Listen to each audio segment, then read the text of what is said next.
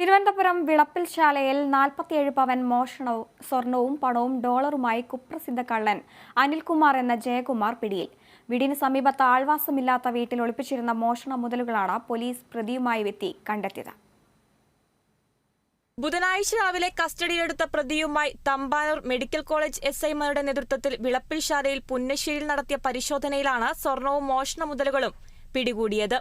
കഴിഞ്ഞ 18-ന് തിരുവനന്തപുരത്ത് കാവിൽക്കടവിലെ വീട് കുത്തിത്തുറന്ന് ഡോളറും വെള്ളിയാഭരണങ്ങളും മോഷണം നടത്തിയിരുന്നു. 22-ന് മെഡിക്കൽ കോളേജ് സ്റ്റേഷൻ പരിധിയിൽ നിന്നാണ് സ്വർണവും പണവും കവർന്നത്. ഇയാളുടെ വീടിന് സമീപത്തെ ആൾവാസമില്ലാത്ത വീടിനുള്ളിൽ കുഴിയെടുത്ത് ഒളിപ്പിച്ച നിലയിലായിരുന്നു മോഷണ മുതലുകൾ. കണ്ടെടുത്ത മുതലിൽ മാലകൾ ഉൾപ്പെടെ 47 പവൻ സ്വർണവും 500 രൂപയുടെ 3 കെട്ട് നോട്ടുകൾ, 500-ന്റെ 12 ഹോങ്കോങ് ഡോളർ, 20-ന്റെ 1 ഡോളർ, 30,000 രൂപയുടെ വെള്ളിയാഭരണങ്ങൾ, വാച്ചുകൾ, പുരാവസ്തുക്കൾ എന്നിവയാണ് ഉണ്ടായിരുന്നത്. പോകുന്ന വഴിയിൽ പൂട്ടിക്കിടക്കുന്ന വീട് കണ്ടാൽ രാത്രിയോ പകലോ എന്നില്ലാതെ ആ നിമിഷം അവിടെ കിട്ടുന്ന ആയുധം ഉപയോഗിച്ച് അകത്തുകടന്ന് മോഷണം നടത്തുന്നതാണ് ജയകുമാറിന്റെ രീതി. കഴിഞ്ഞ ദിവസത്തെ മോഷണം CCTV ദൃശ്യങ്ങൾ പരിശോധിച്ചാണ് പോലീസ് പ്രതിയെ കുടുക്കിയത്. പോലീസിന്റെ ദ്രുതഗതിയിലുള്ള നീക്കം കാരണം പ്രതിക്ക് മോഷണം മുതൽ മാറ്റാനുള്ള സമയം ലഭിച്ചില്ല. ആഡംബര ജീവിതമാണ് ഇയാൾ നയിച്ചിരുന്നത്.